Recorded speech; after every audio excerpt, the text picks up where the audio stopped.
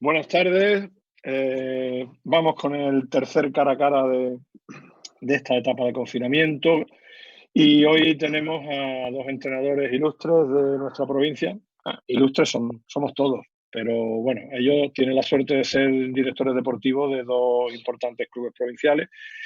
Tenemos a Justo López, del Club Buenas Baloncesto La tardes. Palma 95. Buenas tardes, Justo. Buenas tardes. Y tenemos a Ricky Pérez, que es el director deportivo del Club Baloncesto Lepealiu. Buenas tardes. Vamos a debatir hoy un poquito, en principio, sobre un tema interesante, como es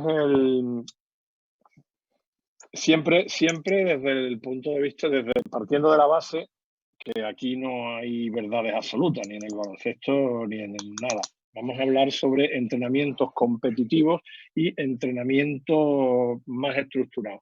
Desde el punto de vista de prioridades, ¿no? ¿Qué priorizamos? ¿Un entrenamiento totalmente estructurado o un entrenamiento quizás menos estructurado pero más competitivo?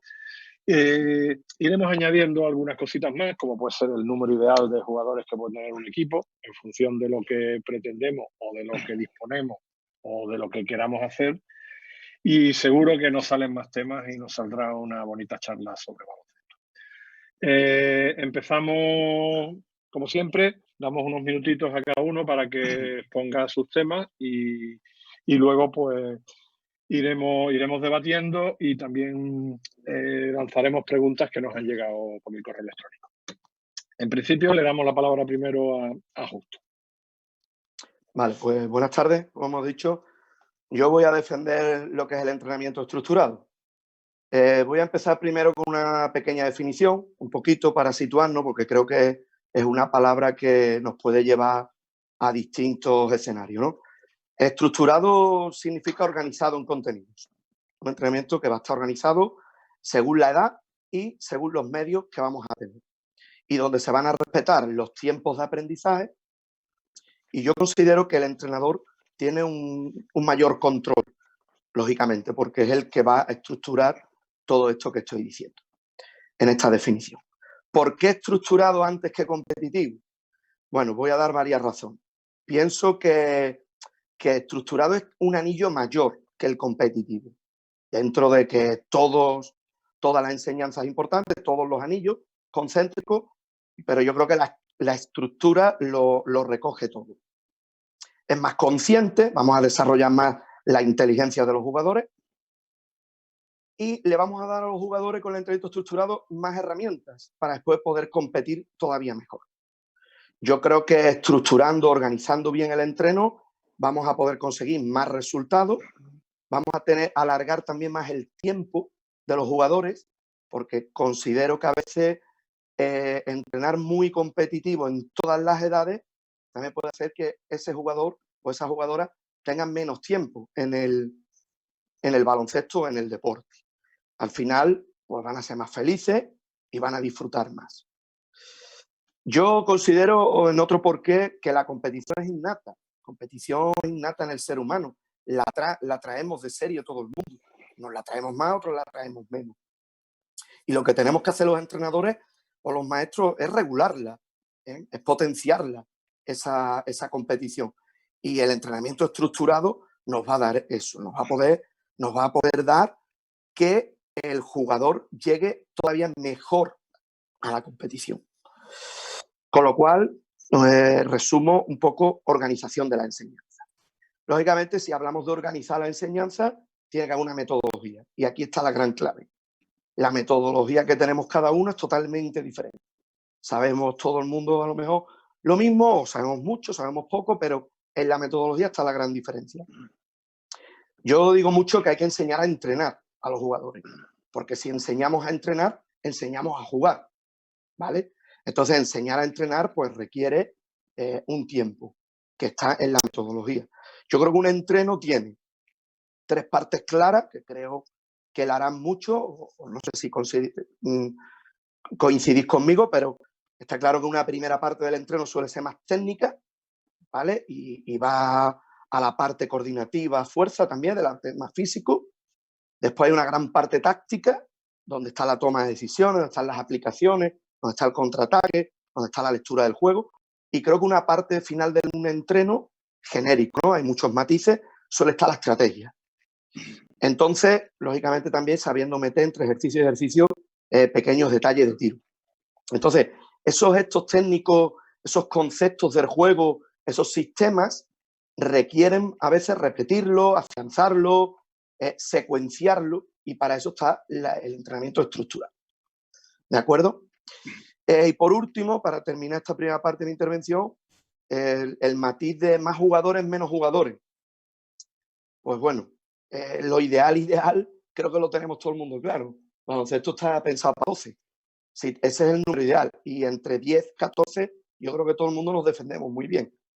Pero claro, yo considero que más jugadores hace más rico todo. Primero, entramos todos en cantera, y yo hago una frase mucho en mi club y que también lo digo muchas veces en los cursos de entrenadores, que primero cantidad, después calidad. Y si tengo 15, puedo llegar a tener más calidad en un futuro que si tengo 6 o si tengo 8. Después también los medios. Está claro que si entreno en grupos de 16 a 20, por ejemplo, yo en mis 3 últimos años he estado 2 años con un grupo de 20 y este año 21 manejando. Los medios, hacer que el club nos ponga 2 pistas, de 3 entrenos, por ejemplo, yo la he tenido este año 2, he tenido siempre 2 pistas para esos 20 jugadores y entrenadores. Claro, una persona solo, más dificultad. Somos 2, somos 3 o somos 4, podemos repartir. Después también hace que los niveles, yo considero que dentro de los jugadores no me gusta poner etiquetas, que hay de otro tipo. Yo les llamo nivel A, nivel B, nivel C, creo que todo el mundo me entiende. En todos los equipos hay nivel A, en todos los equipos hay nivel B, en todos los equipos hay nivel C. Pero cuando tenemos muchos jugadores, está claro que esos niveles hay que colocarlos así. Y hay que tenerlos más en cuenta para hacer bien los ejercicios. Pero esos niveles se mueven durante el año. Jugadores C van a B, jugadores B van a A, jugadores A bajan a B, y eso es saberlo mover, la metodología, como hemos dicho antes. Son más, creo yo, y están ahí los datos que podríamos mirarlo estadísticamente, son más los jugadores que llegan a la élite desde el entrenamiento estructurado que desde el entrenamiento más competitivo. Y fijaros, el fútbol es un ejemplo en contra del baloncesto. En el fútbol vemos jugadores con 15, 16, 17 que los meten en primera división porque compiten muy bien o tienen algo, y los hemos visto muchas veces estrellarse. En el baloncesto creo que lo hacemos bastante mejor y vamos porque tenemos más estructura y creo que trabajamos con mucho más sentido común. Y eso, los jugadores no los potenciamos tan rápido, y muchas veces jugadores que no son de selección andaluza, de selección española, con 15, 16, al final muchas veces acaban jugando en ACB porque sus clubes tienen una estructura y van desarrollando la competición poco a poco. Bien. Hasta aquí mi primera parte. Bueno, ha sido una primera parte larga, interesante, pero bueno, también tampoco nos ponemos límites de tiempo. Ricky, tu turno. Bueno, sí, en primer lugar, buenas tardes y agradecer a la Federación la oportunidad que nos da.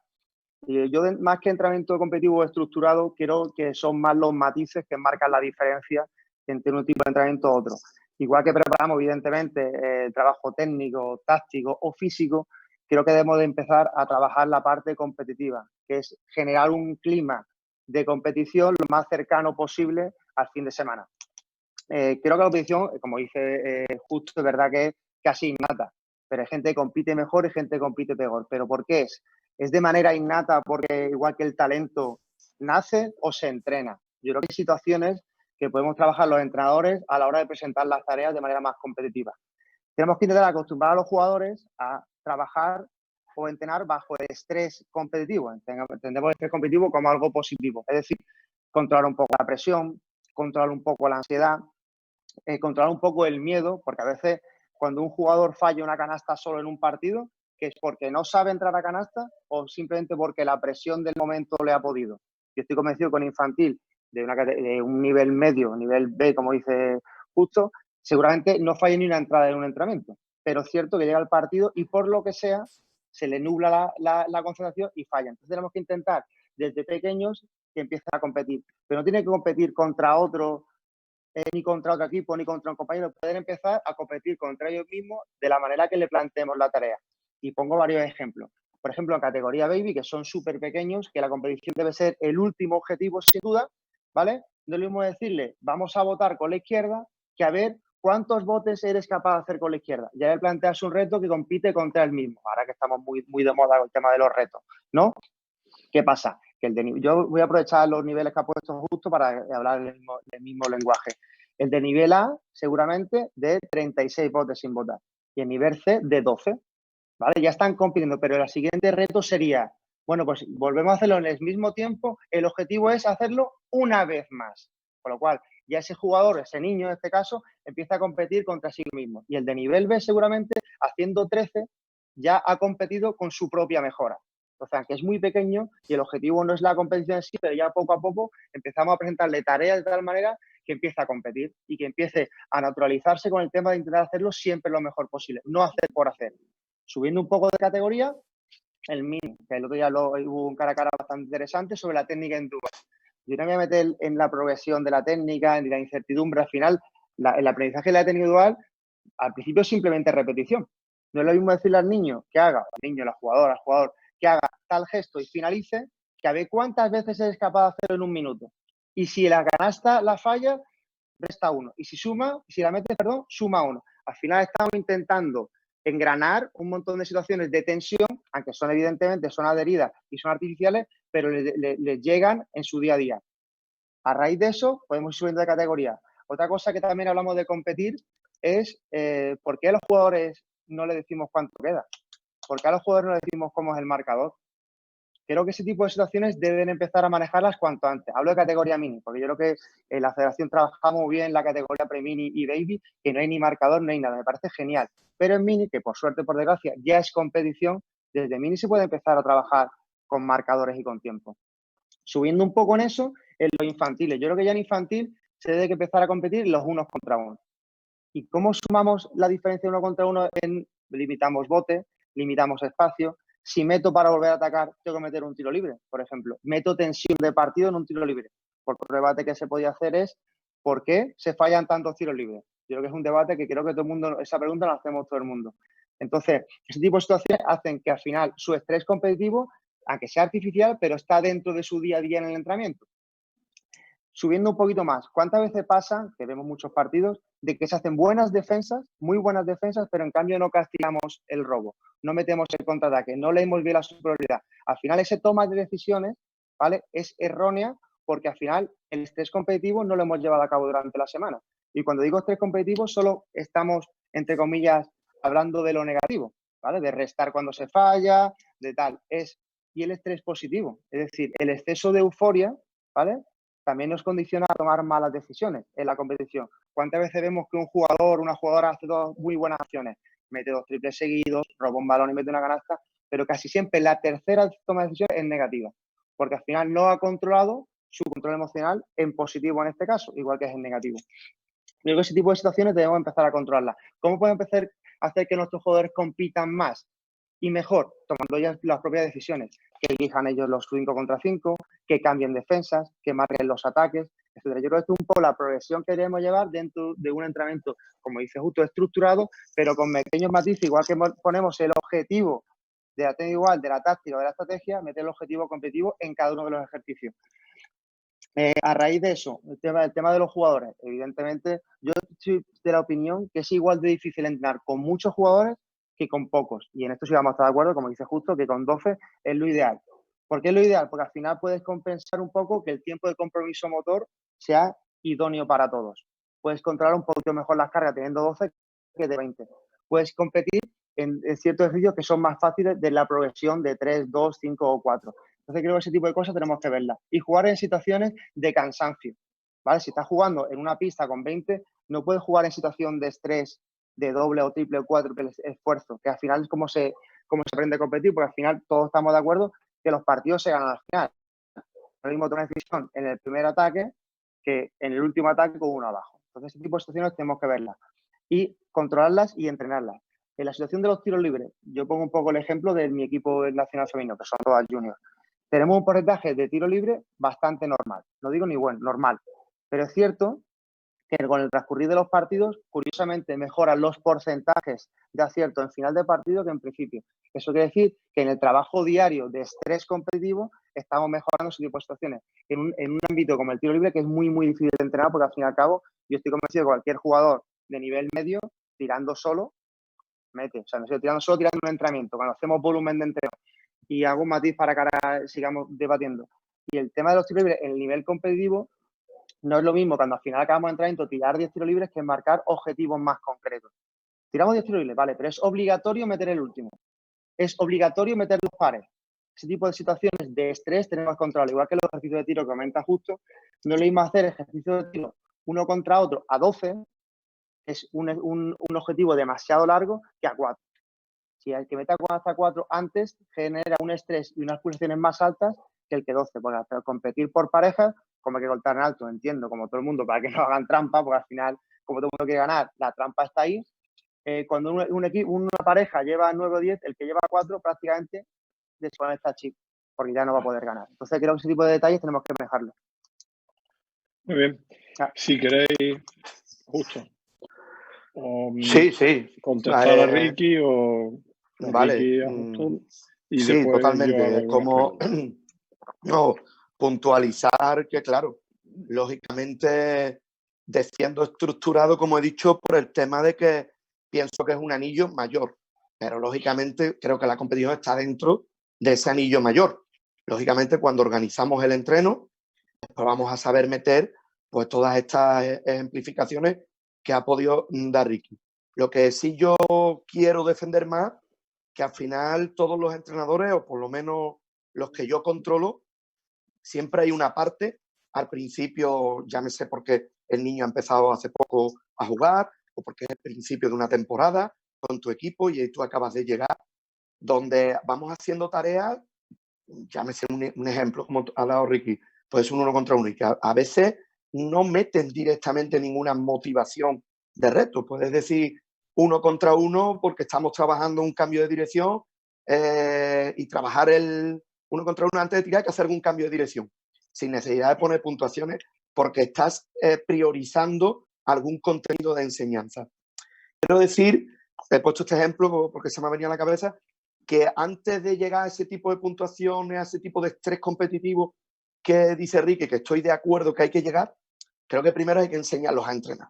Y hay que enseñarlos a que los contenidos que queremos que amplíen, llámese en un cambio de mano, llámese un concepto del juego, sepan por qué lo tienen que hacer. Porque al final yo muchas veces pongo un ejercicio y me gusta verlos cómo lo hacen, después meto la motivación, o a lo mejor no lo meto el primer día, cuando lo repito ya le meto ese estrés competitivo. Porque primero me interesa que cojan la dinámica del ejercicio.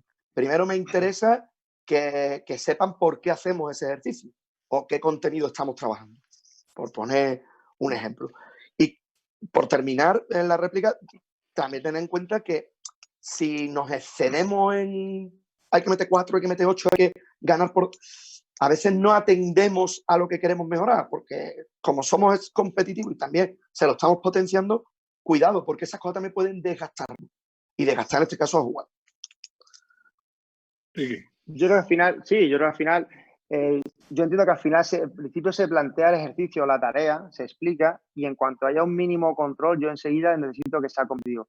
¿Por qué? Porque al final ese tiempo de pensar no lo hay en un partido. Yo entiendo que todo entrenador que entrene, su objetivo debe ser ganar, pero no es el primer objetivo nunca. O sea, yo puedo entrenar un equipo y mi objetivo ganar puede ser el quinto del sábado. Claro. Antes que hemos trabajado, el técnico dual, los cambios de mano, hay que trabajar el cambio de mano, hemos trabajado el pase, el contraataque, y lo último es ganar, ¿vale? Pero claro, para empezar a competir, tenemos que empezar una vez que tengamos una mínima de destreza o técnica o táctica, ya tenemos que meter el nivel competitivo, porque ese estrés al final es el que está, ¿vale? Porque al final, como la motivación es intrínseca, porque al final al niño lo que le gusta es jugar, y desgraciadamente lo que le gusta es ganar. Tenemos que darle las herramientas para que tenga sus recursos técnicos, tácticos y psicológicos lo más cercanos posible de alcanzar el objetivo. Que ese caso no te lo garantiza, simplemente tienes que darle cuanto más argumentos tengan, mejor. Con lo cual, una vez que tengamos antes ese estrés competitivo y lo controlen, ¿vale? Pequeños estrés competitivos. Yo siempre que ando de estrés, pues, copiando un poco la frase de Chema Buceta, que es la capacidad de atención. No entendamos el estrés como algo negativo.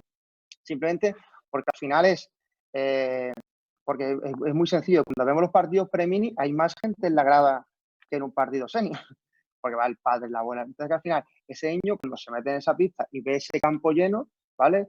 Entonces, duda, y cuando duda, tiene que tener la suficiente confianza en sí mismo del trabajo que ha hecho anteriormente. Entonces, y tenemos que entender el error como parte del juego, eso está clarísimo. Al final, el baloncesto es un juego de ensayo de error.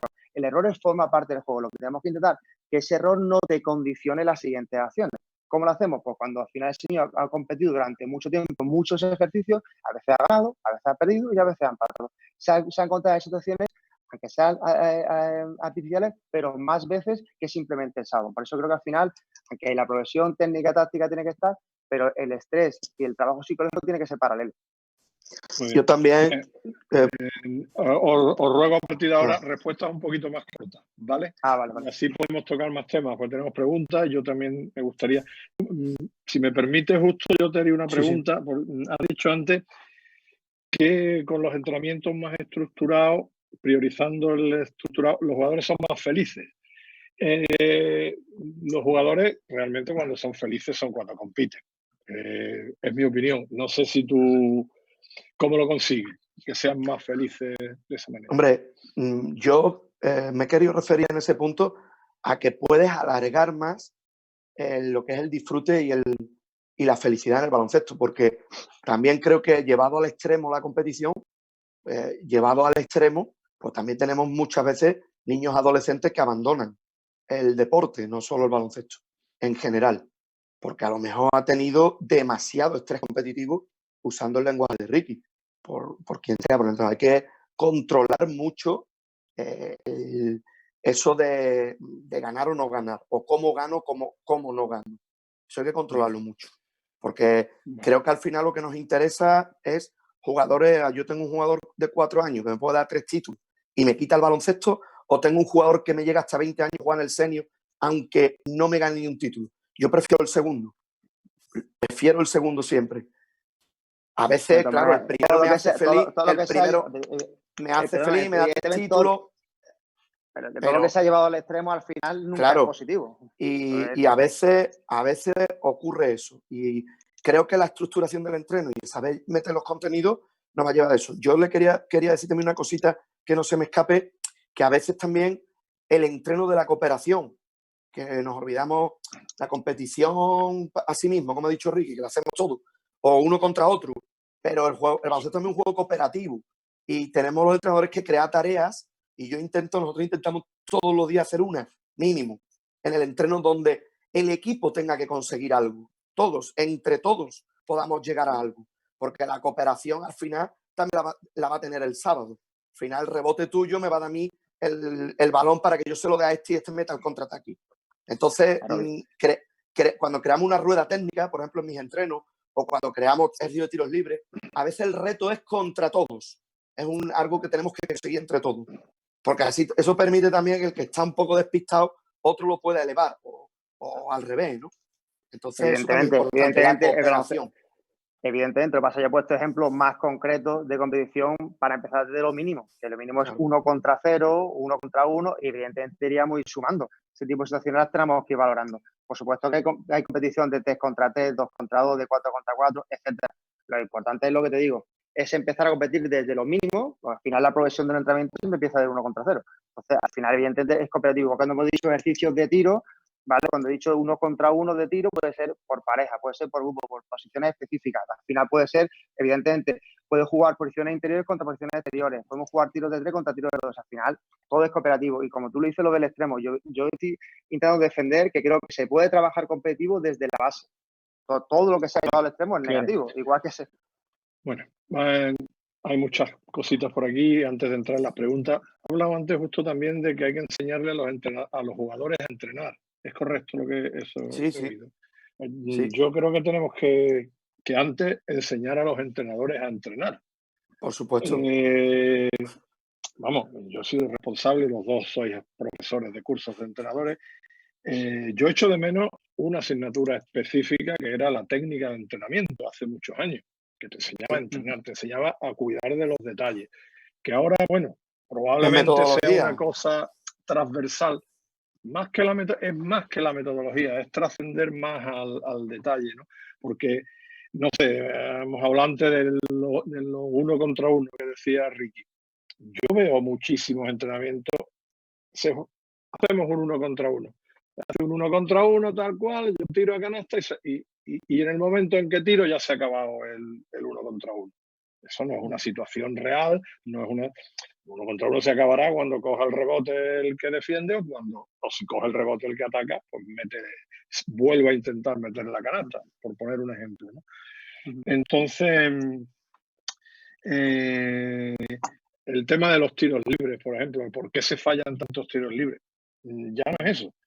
¿Por qué el jugador junior estrella en su equipo con un 98% de acierto en los tiros libres va a jugar con el senior y tira 6 y falla los 6? ¿De qué manera podemos trabajar eso si no es con un... Vamos, yo diría que entrenar estructuradamente una situación competitiva. Muy claro. Evidentemente, yo al final, los 1 contra 1, perdona, tienen siempre que estar contextualizados dentro de un 5 contra 5. Yo se entiende, y hay estudios que lo demuestran, que en campo de ataque más de 3 botes de 1 contra 1 no es real, porque al final en 3 botes has tenido que sacar la mínima ventaja. Entonces, por eso hay que, cuando hagamos los 1 contra 1, que tú bien dices que además se ve, desgraciadamente se ve, 1 contra 1, que los jugadores no son verticales, votan por votar y acaban el tiro. Evidentemente, podemos trabajar 1 contra 1 más el tiro. Y el tema de los tiros libres, estoy de acuerdo contigo, pero es que curiosamente hoy lo he visto. Tú dices que un junior falla tiro libre en el senior, ¿vale? Y nos hacemos la pregunta a todos y nos fustigamos muchas veces por qué mi equipo no mete en tiro libre, ¿vale? Pero si ves el Mundial, Turquía, Estados Unidos, Turquía falla 4 tiros libres para ganar el partido y no los mete jugadores de NBA. Entonces, ¿hasta qué punto somos capaces nosotros de crearle esa ansiedad o ese ritmo de tiro libre que en junior hace y por contra no lo hacen en un senior provincial? Al final es una pregunta que sí que va un poco por encima nuestra. Yo recuerdo, yo creo que era Jerome Mincy en el Club Baloncesto Huelva, o no sé cómo se llama, en el CAC Huelva de aquella época. Él se bajaba los pantalones cuando tiraban los compañeros los tiros libres para generarle tensión, decían. En fin. Bueno, de eso hay muchas alternativas. Por ejemplo, cuando se tira, que el equipo aplauda, que haga ruido. Nosotros, cuando mi padre entraba en Liga EVA, ponía la música del pabellón a tope como si estuviera el campo lleno. O sea que al final lo único, para trabajar el tiro libre, lo que tenemos que es intentar desviar la atención del gesto técnico para que sea lo más real. Pero bueno, a veces esas alternativas no las tenemos siempre. Yo, Juan, te he dicho lo de enseñar a entrenar. Son muchas veces mis equipos, sobre todo de infantil para arriba, ¿no? Que son más conscientes cuando entrenan en esas categorías. A veces tú creas, pongo un ejemplo, una situación donde tú quieres defender 2 contra 1, un bloque directo, ver la ayuda, ver rotaciones, y le dices al ataque, oye, antes de tirar hay que dar 4 pases. Ya está, pones esa norma. ¿Por qué? Porque hay que jugar un bloqueo directo y 4 pases. Y a partir de ahí podéis tirar. Un ejemplo. Y claro, hay chavales, y si estoy solo no puedo tirar. Y es cuando yo uso mucho la frase, es que tenemos que aprender a entrenar, porque si queremos ver nuestra defensa de rotación de 2 contra 1, como me tires a la primera, a lo mejor no lo puedo ver. Tú preocúpate de no perder el balón. Yo te he puesto la norma de que antes que tirar 4 pases, hazlo como quieras, te dejo, pero tenemos que aprender. Si no damos esos 4 pases, yo como entrenador no puedo ver la defensa, y la defensa no puede hacer lo que hemos marcado, ¿vale? Digamos, la estructura. Entonces, por eso llamo mucho a que aprender a entrenar. Claro, eso va a metodología. Eso el primer día suele ser un caos. Y el que está solo tira y no respeta y te cuesta. Pero cuando llevas 2 meses entrenando con este tipo de normas, donde el ataque ayuda a la defensa a entrenar y la defensa ayuda al ataque a entrenar, eso se va juntando y el equipo va creciendo. Y entonces vamos metiendo otro tipo de normas, a lo mejor como la de Ricky, mucho más competitiva. Bueno, vamos a una pregunta que nos mandan desde Melilla, a Limón, que os envía un abrazo a los dos, particularmente a Ricky, ha sido compañero y tal. Y esto enlaza varios temas. Me parece interesante. Él da su opinión primero, él dice de todo. Entonces, una de las preguntas que hace es, ¿cuántos días de entrenamiento creéis necesarios en cada categoría? Aquí va metido el tema de jugadores que juegan en una categoría y en la superior. En fin, que me parece otro tema muy interesante, la conveniencia de que jueguen jugadores en 2 o 3 categorías, como se da el caso últimamente, o que haya equipos exclusivamente por edades. En fin, ¿qué opináis de eso? ¿Cuántos días se debe entrenar en la semana teniendo en cuenta jugadores que juegan en una categoría o en otra? Yo soy superior. Yo este aspecto en el club nuestro, estas cosas han tenido mucho debate en años atrás. Nosotros muchas veces, a lo mejor por querer crecer, incluso decíamos, porque los buenos entrenan 4 días, o que si hay jugadores que lo quieren, entrenan 4 o 5 días. La conclusión nuestra, después de muchos estrellatos, y esto es largo de hablar, pero lo tengo que resumir, es entrenar 3 días. Entrenar 3 días y hacer que los jugadores entrenen 3 días. 3 días y partido. Estamos hablando de 4. A lo mejor hay jugadores que hacen 3 y 2 partidos, pero no más. Hemos visto en los últimos 10 años cómo está la sociedad, cómo están los niños hoy en día, que inglés por un lado, clases particulares, un montón de actividades. Cuando una actividad avanza mucho, al final eso, a lo que yo he dicho antes, le quita tiempo o reducen el tiempo de baloncesto. Y cuando llegan a los 14 años, no juegan más. Yo creo que 3. Mi opinión es 3, clarísimamente. Vale, yo, para estar un poco en contra de gusto, yo creo que cuanto más, mejor. Siempre que controlemos un poco las cargas. Yo creo que 3 es el mínimo. A un equipo que quiera un poco mejorar, un jugador que quiera mejorar. Creo que el cuarto día de entrenamiento se podría valorar y después, aparte, el partido. Pues al final un partido, parece que no, pero no es lo mismo de nivel, porque al final un entrenamiento de hora y media, el jugador prácticamente está hora y media, hora y 20, hora y 25 trabajando. En un partido, como mucho, si viendo ahora mismo el baloncesto actual, no hay ningún jugador que juegue más de 20, 25 minutos. No es como antiguamente que se juegan 5 o 6 jugadores, juegan mucho tiempo. Ahora, si tú eres exigente con tu equipo, con tu jugador, de que tiene que defender duro, de que tiene que atacar rápido, de que tiene que pensar rápido, con cierto ritmo, el jugador al final tiene que pedirte el cambio prácticamente él. Con lo cual, el partido es como el extra, es como la guinda que a todo el mundo le gusta jugar. Yo creo que 3 es el mínimo, hasta incluso mini, pero jugadores que quieran, porque no darle un cuarto de entrenamiento, porque al final tú las cargas y las puedes controlar, y en un partido las puedes controlar. No hay ningún jugador que juegue 40 minutos. O sea, que al final el partido es verdad que tiene mucha más intensidad por muchas más connotaciones, pero bueno, creo que al final de 3, 4 entrenamientos se puede hacer aparte del partido. Bien, de esos entrenamientos, en el caso de jugadores que doblan categoría, ¿cómo se repartiría? ¿Entrenarían siempre con el de superior categoría, con el de menor categoría? Nosotros 2-1 o la respuesta habitual que depende. Nosotros siempre hacemos lo que es una programación anual. Primero, siempre en verano o septiembre, a los jugadores que van a doblar les creamos su horario de 3 días. Ejemplo, si un cadete va a junior, pues dependiendo del nivel, puede ir un día cadete y 2 a junior, o puede 2 cadetes y un junior. Tenemos más gente que hace 2 en la categoría y 1 arriba. Y después está la programación semanal, porque después influye lesión, influye tipología del partido, y eso puede cambiar en la semana, pero muy puntualmente. Pero intentamos siempre que esté en 3. Y no quita que en periodo X, puede ser el final de enero, primero de febrero, algún jugador haga 4 y haga 2 y 2, porque se requiera, porque juega un partido importante, porque le quedan 3 partidos. Pero siempre intentamos respetar 3, solemos darle los horarios claramente a ellos y a los padres antes que otras actividades, para que después coloquen la suya y no nos falten a esos 3 días. Ricky. Nosotros un poco la referencia es más semanal, la verdad que es mucho más semanal. Intentamos que si puede ser, aunque lógicamente la respuesta correcta es depende, pero bueno, aparte no siempre sube el mejor jugador. Nosotros tenemos muy claro que subir de categoría es como un premio y no tiene que ser premiar mejor, sino puede ser el esfuerzo. Entonces a veces no siempre suben los mismos, con lo cual es muy, muy complicado planificarlo a tan largo plazo. Intentamos también que no pierdan su equipo de referencia, porque a veces pasa que el jugador de infantil que va solo con el cadete, llega un momento que casi no quiere ir con el infantil. Eso no suele pasar y evitamos que pase, teniendo siempre referencia, decirle, tu equipo es el infantil. Y si sigues trabajando, sigues mejorando, te sigues comportando, irás subiendo al cadete. Pero intentamos que no sea nunca, o que no sea siempre, perdón, el que sea el bueno el que suba. También premiamos el comportamiento, el no faltar, la asistencia. Entonces, por eso el doblar 4 entrenamientos no tiene por qué ser siempre el mismo. De hecho, ya toco con esto, por ejemplo, en el caso nuestro del nacional femenino, suben masculinos. Para poder completar el nacional femenino, suben infantiles de segundo año masculinos y cadetes de primer año masculinos. ¿Por qué?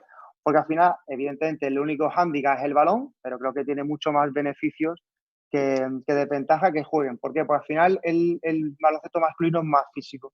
Pues al final a las jugadoras les cuesta, ¿vale? Trabajar contra uno, contra jugadores más físicos, contra ataques, trabajo de rebote, les cuesta, con lo cual están mejorando también ellas. Y por contra, el jugador masculino, que saca muchas ventajas por su físico, ¿vale? Se da cuenta que jugando en femenino, porque el baloncesto femenino es más ordenado, se juega más sin balón, hay más táctica, hay más jugador, hay más liberación de espacio, con lo cual creo que los dos, aunque es el mismo baloncesto, hay conceptos que son más importantes en un lado que en otro, y al final trabajamos de una manera más global dentro de que hay jugadores doblando entrenamiento.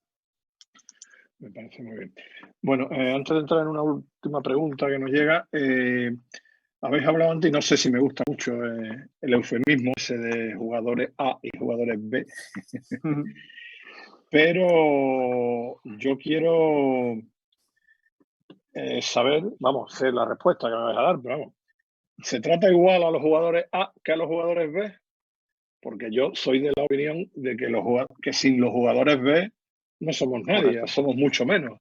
Porque sin Yo creo jugadores, que a lo mejor los jugadores B juegan menos minutos, pero sin jugadores B no podemos entrenar.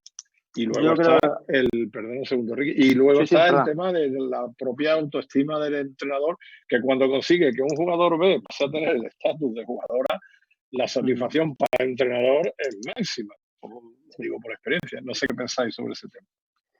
Yo primero ahora, justo. Sí, sí. Yo creo que al final lo importante es individualizar, ¿vale? No se le puede exigir, ya no es por jugador A, B, C o bueno, malo, regular, al final son todos jugadores. Y evidentemente en los clubes que estamos nosotros es de formación, es decir, está el que quiere. Aquí no elegimos, aquí el que quiere venir se apunta y como se apunta a inglés y tenemos que ser capaces de enseñarle lo máximo posible, con lo cual tenemos que individualizar. Lo que tenemos que intentar es el nivel de exigencia que sea acorde con su capacidad, no es tanto de nivel A o de nivel B, sino exigirle a cada uno lo que creemos posible que pueda dar. El tema de los que son fundamentales, al final con el tema de la regla pasarela, al final no necesitamos a todos los jugadores. Y yo se lo digo mucho a los jugadores infantiles. Aprovechar la época mini infantil porque estar convocado te da la tranquilidad de que vas a jugar 10 minutos. 10 minutos es un 25% de un partido, que es mucho tiempo. Como tienes la tranquilidad de que vas a jugar, tienes la responsabilidad de dar el máximo. Y para el máximo tienes que hacerlo durante los entrenos. Y dar el máximo no es meter más puntos, coger más rebotes, es hacer un poco lo que has entrenado dentro de tu capacidad. A lo mejor uno necesita simplemente aportar en defensa, rebote, estar colocado. Yo, por ejemplo, tengo un jugador síndrome de Down en mi equipo infantil, con lo cual, ese niño que juega 10 minutos, ¿vale? Yo no puedo exigirle lo mismo a 3 niños que tengo en selección. Con lo cual, es individualizar dentro del nexo de tranquilidad y confianza porque voy a jugar y responsabilidad porque tengo que dar el máximo durante 10 minutos, porque es que no me pueden quitar. Entonces, al final, es otro debate sobre la regla pasarela o no pasarela. Yo opino igual. Ha usado Ricky la palabra individualizar. Yo le llamo todo el mundo en un equipo es importante. Todo el mundo es importante. El que da 3 rebotes como el que da 10, el que mete 2 puntos como el que mete 12. Y lo que está, yo nunca uso la frase os voy a tratar a todos iguales, porque es mentira. Y además una de las frases que uso muchas veces el primer día en vestuario. Os voy a tratar a todos en función a qué le dais al equipo. Y como cada uno le va a dar distintas cosas, así vamos a ir tratando a la gente. Y yo creo que eso es individualizar, evidentemente. Porque está claro que unos jugarán 10, otros jugarán 15 y otros van a jugar 20. Eso en todos los equipos. Nosotros, por ejemplo, este año un cadete junior, y una norma que siempre hemos tenido, jugador convocado, jugador que sale 2 veces a pista, en una rotación mínima entre 3 y 5 minutos, que prácticamente es ofrecerle esos 10 minutos que en pasarela. Hemos estado 50 partidos, cadete junior, y en 48 lo hemos cumplido. Solo ha habido 2 que no hemos sacado un jugador ni un minuto por el resultado. Pero que lo que tú después defiendes en vestuario, en charlas individuales con ellos, lo que tú dices, si después lo cumples, ganas credibilidad. Y yo eso lo uso mucho. Cuando cojo al equipo, analizo el grupo, después vienen los roles individuales. Y esos roles individuales se reparten. ¿Qué puedes dar? ¿Qué me das? ¿Qué puedes dar? ¿Qué te pido? Y a partir de ahí se va creando el equipo. Muy bien. Bueno, pues ya nos estamos acercando al final. Nos llega aquí una pregunta de un entrenador de Huelva. ¿Cómo se puede conseguir que los jugadores estén motivados en el entrenamiento cuando las estrategias de ejercicios basados en la competitividad no causan el efecto deseado? O sea, que no tenemos ejercicios intensos. Ahí va. Esa primero va para ti, Ricky. Eso. Es que, repíteme, porque sinceramente no lo he entendido muy bien. Bien, haces un ejercicio basado en la competitividad y resulta que no tiene el efecto deseado, que el ejercicio no es intenso. ¿Cómo conseguir motivar a los jugadores para que no pase eso? Evidentemente, como no suele pasar, al final los ejercicios competitivos suelen ser motivantes para los niños, pero es cierto que no tiene que ser siempre para todos. Es un poco a raíz de la respuesta anterior, aparte de individualizar, porque no creo que sea todo el equipo el que no esté motivado, sino será gente en concreto, que puede ser por miedo a la frustración, porque a veces cuando juega rueda de entrada, el que falla, empezamos de cero, que a veces se da. Jugadores que tienen mucho miedo a ser el culpable, entre comillas, de que el ejercicio no salga bien. Yo creo que al final tenemos que buscar, cuando planteamos entrenamiento o tareas, siempre tenemos que tener alternativas, porque al final, cuando preparamos el entrenamiento en papel, ahora mismo, yo tengo el mejor entrenamiento del mundo, lo tengo aquí seguro por escrito. Pero claro, una vez llevarlo a pista, tenemos que tener cierta alternativa para que se vea. Primero habría que focalizar o intentar buscar en la raíz del problema. ¿Dónde está el problema? ¿En el ejercicio? ¿Está adecuado el ejercicio al nivel del equipo? ¿Está individualizado? ¿Es para el grupo en general? ¿El objetivo es real? Porque al final marcamos objetivos que pueden ser que no sean reales. Quiero un poco analizar el por qué, dónde estamos fallando y después intentar buscar soluciones. Muy bien. Yo creo que esta pregunta va un poco más a lo que yo he defendido. Creo. Está claro que pienso que si abusamos de competición, eso va a crear que el entreno en algún momento, a mí me ha pasado alguna vez, de que por crear mucha competición hay un desgaste psicológico o hay un desgaste físico en el entreno y el entreno baja de motivación. Por eso la clave es estructurarlo bien para que eso no ocurra. Saber que hay tareas que a veces no tenemos por qué ponerla competitiva, la podemos poner simplemente por disfrute, por mejora. Lo que he dicho, usar la cooperación en el entreno, una cosa muy importante, que cooperar lleva a competir, pero es distinto porque está repartido en el grupo. Entonces, está la clave de esta pregunta, o por donde yo la entiendo un poco, lo que yo he defendido, el cómo creo que hay que entrenar. Es que de todas maneras, cuando se habla de una tarea competitiva, yo no creo que un entrenamiento de hora y media tenga que ser competitivo, porque al final lo que te crea es un estrés negativo, es decir, te lastra mucho, porque hora y media no puedes estar compitiendo, pero ni los jugadores ni nosotros. De hecho, poniendo un ejemplo de fútbol, por ejemplo, Guardiola entrena 90 minutos, solo 90 minutos, porque es lo que entiende que dura un partido. Nosotros, evidentemente, con 40 minutos no llegaríamos prácticamente a nada. Simplemente digo que la competición, o sea, que igual que estructuras un ejercicio, igual puede ser igual de aburrido entrenar hora y media compitiendo que hora y media sin competir.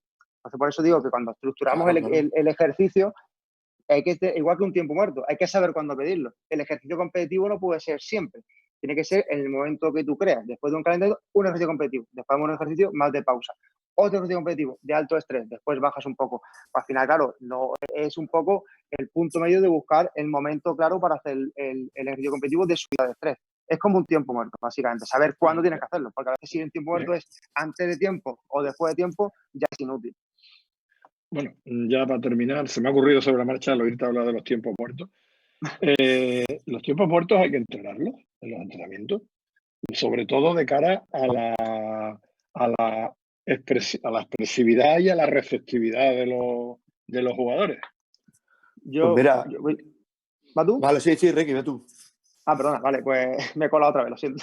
No. Yo creo que sí hay que entrenarlo, porque igual que se entrena, porque muchas veces, si ves partidos mini infantiles, ¿vale? Que es donde la regla es un poco más volátil, el de sacar sin tocar el balón, el árbitro, eso también se entrena. Saca rápido, explosivo. Al final, si no lo entrenas, y hay entrenadores que prácticamente le quitan el balón al niño para que saque el suyo. Claro, si tú eso lo has entrenado, no hace falta que tú le quites el balón a nadie. Pues igualmente, el tema de los tiempos muertos. Incluso el tema de la pizarra, yo creo que en ciertas categorías no tiene mucho sentido utilizarla. Pero a mí me gusta enseñarla desde pequeño para que empiecen a estructurar que la pista que están jugando es la misma pista que tengo aquí. Entonces, la percepción espacial, la ocupación del espacio, lo vean más o menos. el tiempo muerto tiene que entrenarse, pues al final ellos tienen que entrenar tiempo muerto y tú das la información necesaria en 1 minuto. O sea, tienes que ser capaz de ser concreto. Yo creo que se entrena. A mí me gusta mucho. Y te tienen que entender. Correcto. Ricky, has dicho estructurar, ¿eh? Sí, pero sí. No, pero si es que no. Sí, Yo, la charla complementaria. Que es broma. Exacto. Venga, justo, terminamos. Nos necesitamos los dos. Mira, cuando doy metodología en los cursos, siempre pongo el ejemplo a los alumnos que pongan el ejercicio, la explicación, que empiece, que el ejercicio empiece. Muy importante no tenerlos parados, que la dinámica del entreno no se pierda, que vayan dando los conocimientos de resultados, moviéndose por la pista, pero que si algo nos gusta, y ahí, por ejemplo, estamos hablando, puedes meter pitido rápido y grupo todo el mundo un momento, o paro a la gente y vociferamos, ¿no? Delante de todo el mundo, sin que nadie se tenga que mover, si son estaciones, depende de lo que estemos entrenando. O sea que metodológicamente yo creo que el tiempo muerto puede estar ahí. Y después, llevado al 5 contra 5 de entreno, yo, por ejemplo, este año, que he tenido la suerte, que somos 4 entrenadores, siempre hemos estado 2, 3 entrenando a grupos, nosotros pues muchas veces, cuando nos hemos repartido el rol de entreno, hemos dicho, vamos a jugar 10 minutos con esto. Y le he dicho a mi segundo ayudante, tenemos un tiempo muerto cada uno, ¿vale? Y lo tenemos. Y hemos puesto una situación, son cadetes junior, y se ha usado ese tiempo muerto, lógicamente, porque es necesario, porque después va a ocurrir. Y totalmente de acuerdo. La tabla, siempre en el entreno, yo explico 70% de lo que explico, lo explico en tabla, por poner un porcentaje, 60, 70, porque también tengo cadete junior. Pero si tuviera mini, a lo mejor sería 30, 40, pero que también mini, pre-mini, porque después lo voy a usar en tiempo muerto. Bueno, estamos pasados de tiempo. Claro, estaríamos hablando eternamente. A mí se me ha ocurrido otra pregunta, escuchando hablar a vosotros. Me la vais a responder los dos y luego tenéis 1 minuto cada uno para cerrar ya. Te está gustando, Juan, te estás viniendo Él ha dicho tiempo muerto lo utiliza, con lo cual también compite. Sí, evidentemente. Claro. Justo he hablado de que tienen cada entrenamiento 2 o 3 entrenadores. Entrenadores que muchas veces no son entrenadores todavía, son jugadores. La Palma tiene muchos entrenadores que colaboran entrenando a muchos jugadores de distintas categorías que colaboran como entrenadores. Es así, ¿no? Y Lepe tiene también muchos entrenadores, sobre todo en este último año. Están incorporando muchos jugadores para que ayuden a entrenar a los equipos. Yo creo que esa es una buena filosofía. Supongo que si la usáis es porque pensáis de esa manera. ¿Os parece enriquecedor? ¿Os parece hacer cantera de entrenadores también? ¿Motivar a los para que sigan entrenando? 1 minutito cada uno y otro minuto para cerrar. Juan, es que yo creo que es la única forma de mantener esto. Al final, bueno, puede haber 2, 3, por ejemplo, yo, Ricky, que llevamos toda la vida, pero un club de 14 equipos, de 200 jugadores, esto es una pescadilla que se muerde la cola. Y al final, jugadores cadetes junior, nosotros empezamos ya a ofrecerles que se puedan ir metiendo. Y bueno, como todo, como hemos empezado mucho, todo el mundo con 15 años van allí y se ponen a tirar, no ayudan todavía mucho, pero van metiéndose en la labor de ayudar a segundo grado, porque a lo mejor de esos 10 o 12, dentro de 10 años, pues hemos sacado 5. Pues son 5 entrenadores. Yo no veo otra para clubes modestos, humildes, de pueblo y para mantener 200 niños. Yo creo que está en lo que es el futuro. Yo lo tengo clarísimo porque al final son jugadores que han mamado desde chicos la filosofía del club, han empezado desde pequeños, sienten los colores más que casi cualquier otro que traiga de fuera y al final es la continuidad del deporte, porque al final el baloncesto dura. ¿Cuántos jugadores llegan a jugar Liga EVA o en Nacional? Muchos se quedan por el camino, pero hay muchos que tienen mucha opción de estar en el banquillo, de ser ayudantes, de ser entrenadores. Nosotros tenemos que ayudarles a formarlos, ¿vale? Y después es importante porque creo que árbitros. O árbitros, perfectamente. Pero en este caso ha dicho entrenadores. Entonces, me refiero porque al final te digo, igual que un árbitro. Un árbitro, yo creo que pitan mejor los árbitros que han jugado a los que no. Es mi opinión, evidentemente. Igual que entrenar, no siempre se da el caso, pero realmente jugadores que han jugado suelen ser buenos entrenadores porque suelen empatizar un poco más en las correcciones, en los errores, empatizar más con el grupo, claro, con el jugador. Entonces creo que es más sencillo si encima tienes la suerte de que has sido tu propio club. Bueno, yo me despido ya para no alargarlo más, pero os voy a dar 1 minutito a cada uno para que cerréis. Agradeceros vuestra presencia aquí. Creo que hemos hecho un buen rato, que todo el que haya escuchado esto ha podido obtener detalles provechosos seguro. En muchos simplemente se habrá limitado a darse cuenta que las cosas que hace las hacen otros muchos y están bien hechas, y otras les habrá ayudado a darse cuenta de determinados detalles. Creo que ha sido una charla bastante agradable y creo que provechosa para todo el mundo. Yo por mi parte me despido hasta el próximo, pero os dejo que cerréis. Empezó justo, pues yo creo que ahora es justo que le dejemos terminar a Ricky, así que justo tiene un minutito. Vale, yo Bueno, simplemente, No, espera que empiece. ¿Quién empezó? Justo, ¿no? Empezó justo, terminas tú. Vale. O sea que empiezo yo. Vale, yo, bueno, resumir un poco que cuidado con la competición, que querer competir muchas veces es quitarnos los obstáculos que tenemos en medio para nosotros tener éxito. Y a veces eso conlleva riesgo, conlleva desgaste emocional, conlleva que los jugadores puedan dejar deporte antes de tiempo y el tema de los egos. Y estructurar el entreno, organizar bien el entreno, es construir el éxito. Se corren menos riesgos y se va a llegar a competir más plenamente. Vamos a tener más entrenadores, más jugadores felices y más gente que disfrute de esto. Vale, pues yo por contra, cuidado con estructurar mucho los entrenos, ¿vale? Intentar competir dentro de eso con pequeños matices, que al final, porque al final cuanto más anárquico, entre comillas, y más competitivo sea el entreno, más se asemeja a la competición, que al final es el motivo de cualquier jugador que quiere jugar baloncesto. No significa que por hacer ejercicios más o menos competitivos te garantiza el éxito de que jugadores estén más o menos tiempo en un club. Con lo cual, bueno, creo que en el punto medio estaría la virtud. Creo que el plus competitivo nos hace mejorar a todos, tanto jugadores como entrenadores, y creo que al final eso también es el enganche y la adicción al propio deporte. Pues muy bien, muchas gracias. Hasta otro día. Venga, hasta luego. Hasta luego. Adiós. Diego.